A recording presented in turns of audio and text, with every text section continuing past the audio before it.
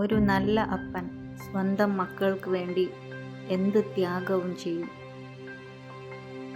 അപ്പന്മാർ തങ്ങളെ സ്നേഹിച്ചിട്ടില്ല എന്ന് കരുതി ദേഷ്യവും നിരാശയുമുള്ളവർ ഒന്ന് മനസ്സിലാക്കുക. നിങ്ങളുടെ എല്ലാ കാര്യങ്ങളും നോക്കി നടത്തിയത്, നിങ്ങളുടെ ജീവൻ സംരക്ഷിച്ചത് ദൈവമാണ്. അതിനാൽ നിങ്ങളുടെ ഭൂമിയിലെ അപ്പനോട് ദേഷ്യം തോന്നരുത്. മാതാപിതാക്കന്മാരെ വെറുക്കുകയും ദ്വേഷിക്കുകയും അപമാനിക്കുകയും ചെയ്യുന്നത് ദൈവകൽപ്പനയ്ക്ക് എതിരാണ്. ദൈവം സൃഷ്ടിച്ച നന്മയുള്ളവരായ മനുഷ്യൻ പിശാചിൻ്റെ വഞ്ചന നിമിത്തം പാപം ചെയ്ത് മരണത്തിന് അർഹരായപ്പോൾ ദൈവം മനുഷ്യനെ ശിക്ഷിക്കുകയും ഭൂമിയെ ശപിക്കുകയും ചെയ്തു. അതിനുശേഷം ഭൂമിയിൽ മനുഷ്യരുടെ ഇടയിൽ പാപം പെരുകിയപ്പോൾ ദൈവം അത്രയധികം സ്നേഹിച്ച അവിടുത്തെ മക്കളെ അവിടുത്തെ രക്തത്താൽ ശുദ്ധീകരിച്ച് വീണ്ടെടുക്കാൻ ദൈവമായ യേശു മനുഷ്യനായി ഭൂമിയിൽ വന്നു. ഒരു മനുഷ്യൻ എങ്ങനെ ദൈവത്തെ സ്നേഹിക്കണമെന്നും കൽപ്പനകൾ പാലിക്കണമെന്നും സ്വർഗത്തെയും നരകത്തെയും കുറിച്ചും രക്ഷ പ്രാപിക്കുന്നതിനും നിത്യജീവൻ ലഭിക്കുന്നതിനും എന്തു ചെയ്യണമെന്നും വളരെ വ്യക്തവും കൃത്യവുമായി യേശു പഠിപ്പിച്ചു. മനുഷ്യൻ പലരെയും ദൈവങ്ങളായി കണ്ട് ആരാധിക്കുന്നെങ്കിലും ദൈവം വാഗ്ദാനം നൽകിയ ജനത്തിൻ്റെ മേലും യേശുവിൽ വിശ്വസിച്ച് രക്ഷയിലേക്ക് മനുഷ്യർ എത്തുന്നതിന് വേണ്ടി ദൈവം മനുഷ്യനായി എളിയവനായി മനുഷ്യരുടെ ഇടയിൽ ഇറങ്ങി വന്നു. പാപപരിഹാരത്തിനായി കുരിശിലേറ്റാൻ വിട്ടുകൊടുത്ത യേശു നേരിട്ടത് അതികഠിനമായ പീഡകളാണ്. തങ്ങളുടെ അവിടുത്തെ മക്കൾക്ക് വേണ്ടി അവർ തിരിച്ചു വരുമെന്ന പ്രത്യാശയോടെ ഒരപ്പൻ്റെ ജീവത്യാഗമാണത്. കണ്ടാലോ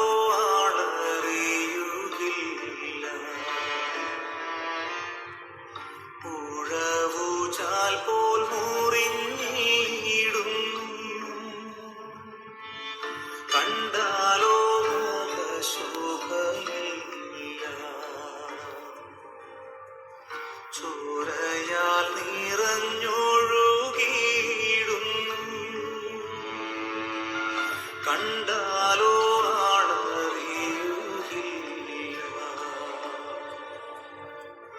പുഴവുചാൽ പോൽ മുറിഞ്ഞിടുന്നു, കണ്ടാലോ മുഖശോഭയില്ല, ചോരയാൽ നിറഞ്ഞൊഴുകിയിടുന്നു. മകനേ മകനേ നീ മാന്യനായിടുവാൻ, മകളേ മകളേ നീ മാന്യയായിടുവാൻ,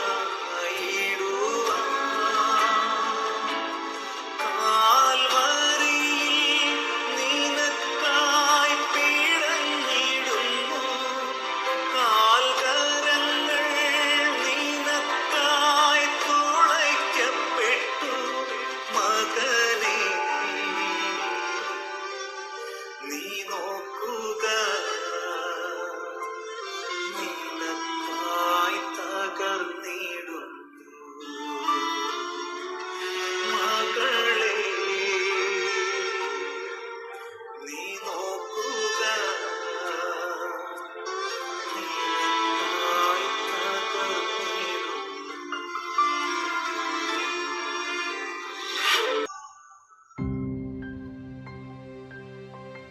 ചാട്ടവാറടിയേറ്റ യേശുവിൻ്റെ ശരീരത്തിൽ നിന്നും മാംസം ചിന്നിച്ചിതറിപ്പോയിട്ടും ആ വേദനയൊക്കെ സഹിച്ചത് നമ്മുടെ രക്ഷയ്ക്ക് വേണ്ടിയാണ്. യേശു അടിയേറ്റ് വിരൂപനായത് നമുക്ക് വേണ്ടിയാണ്. യേശുവിൻ്റെ മുഖസൗന്ദര്യം നഷ്ടമായത് പിശാചിൻ്റെ അന്ധകാരത്തിൽപ്പെട്ട് ഇരുണ്ടുപോകുന്ന നമ്മുടെ സൗന്ദര്യവും തിളക്കവും വീണ്ടെടുക്കാനാണ്. ചുടുചോരത്തുള്ളിയായി വീഴുന്നു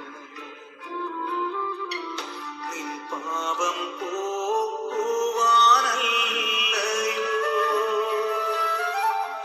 മുള്ളുകൾ ശിരസിൽ താഴ്ന്നതും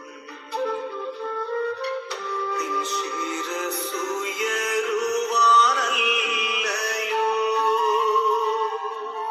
ചുടുചോരത്തുള്ളിയായി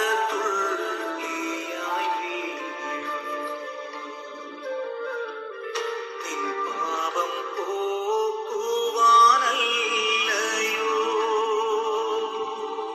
മുള്ളുകൾ ശിരസിൽ ആഴ്ന്നതും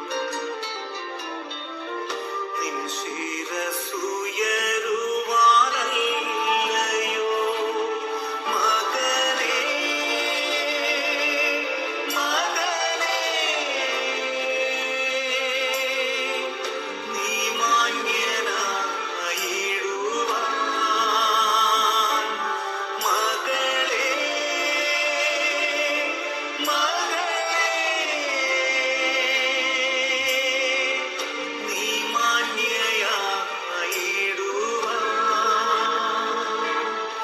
കാൽവരിയിൽ നിനക്കായി പിടഞ്ഞിടുന്നു കാൽക്കരങ്ങൾ നിനക്കായി തുളയ്ക്കപ്പെട്ടു മകനേ നീ നോക്കുക നിനക്കായി തകർന്നിടുന്നു മകളേ നീ നോക്കുക നിനക്കായി തകർന്നിടുന്നു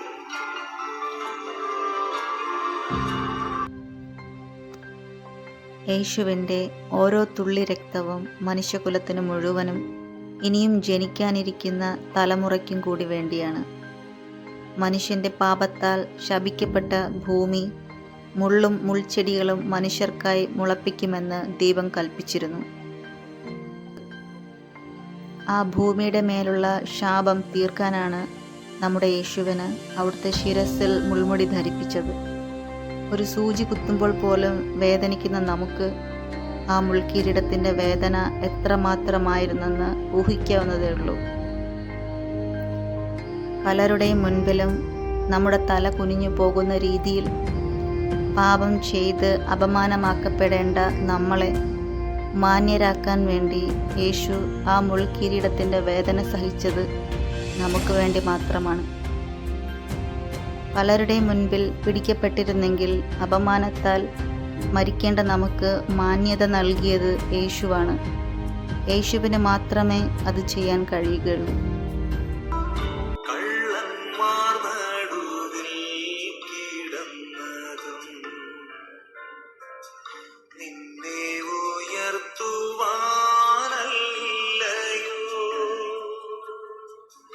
മാർവിടമാഴമായി മുറിഞ്ഞതും സൗഖ്യം നിനക്കേകാനല്ലയോ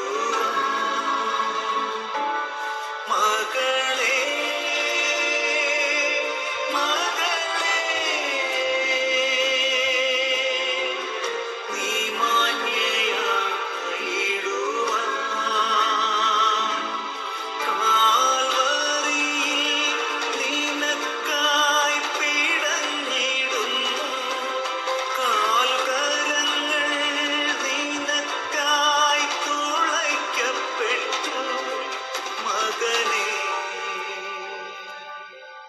നീ നോക്കുക, നിനക്കായി തകർന്നിടുന്നു. മകളെ നീ നോക്കുക, നിനക്കായി തകർന്നിടുന്നു.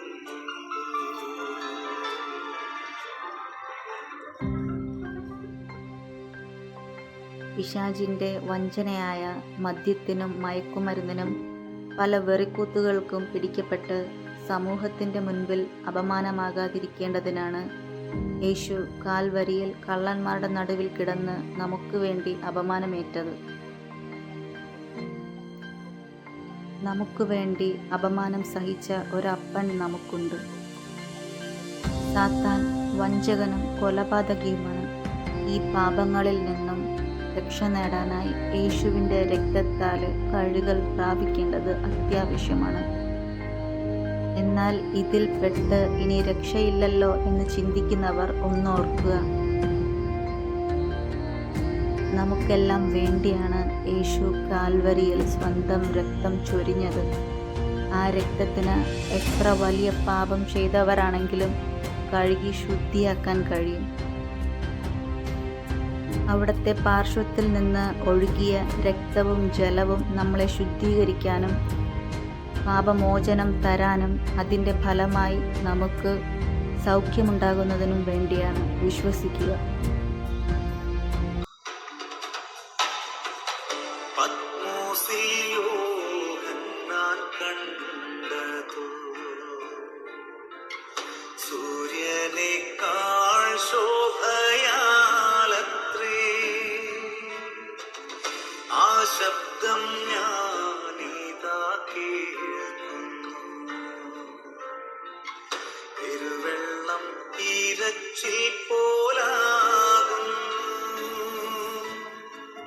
പത്മോസിൽ യോഹന്നാൻ കണ്ടതു സൂര്യനേക്കാൾ ശോഭയാലത്രേ.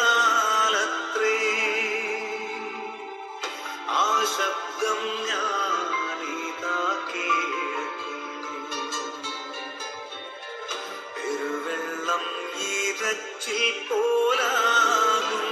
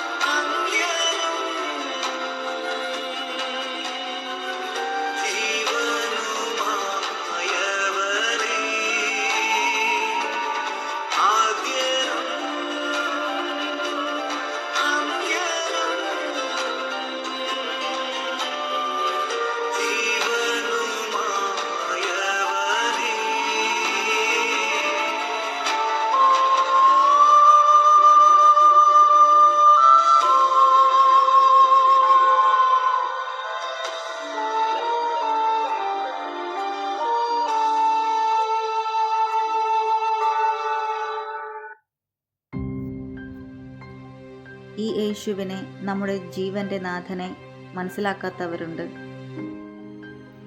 ഈ യേശുവിനെ കുറിച്ച് അറിഞ്ഞവരിൽ പലരും അവിടുത്തെ രൂപത്തെ അന്വേഷിച്ചു പോകുന്നവരാണ്. എന്നാൽ വിശുദ്ധ യോഹന്നാൻ അപ്പോസ്തലനും യേശുവിനെ കണ്ടവരും സാക്ഷ്യപ്പെടുത്തുന്നത് അവിടുത്തെ മഹത്വത്തെയും രൂപത്തെയും ഒരു കലാകാരനും വരയ്ക്കാനോ നിർമ്മിക്കാനോ കഴിയുകയില്ലെന്നാണ്. വിശുദ്ധ പൗലോസ് അപ്പോസ്തലൻ ക്രിസ്ത്യാനികളെ പീഡിപ്പിക്കുന്ന സാവൂളായിരുന്ന കാലത്ത് യേശു പ്രത്യക്ഷപ്പെട്ടപ്പോൾ ആ പ്രകാശത്തിന് മുന്നിൽ പിടിച്ചു നിൽക്കാൻ കഴിഞ്ഞില്ല. അതെ, യേശു ആഗ്രഹിക്കുന്നത് യേശു പഠിപ്പിച്ചതും കൽപ്പിച്ചതും അനുസരിക്കുകയും പ്രവർത്തിക്കുകയും ചെയ്ത് നരകശിക്ഷയിൽ നിന്നും പൂർണ്ണമായും മാറി യേശു നമുക്ക് വേണ്ടി ഒരുക്കുന്ന പുതിയ ഭൂമിയിൽ ആരും നഷ്ടപ്പെട്ടു പോകാതെ അവിടത്തോടു കൂടെ ആയിരിക്കണമെന്നാണ്. അതിനാൽ നമ്മൾ നമ്മുടെ ഓരോ വാക്കുകളിലും ചിന്തകളിലും പ്രവൃത്തിയിലും വിശുദ്ധിയുള്ളവരായിരിക്കണം. ദൈവം എല്ലാവരെയും അനുഗ്രഹിക്കട്ടെ.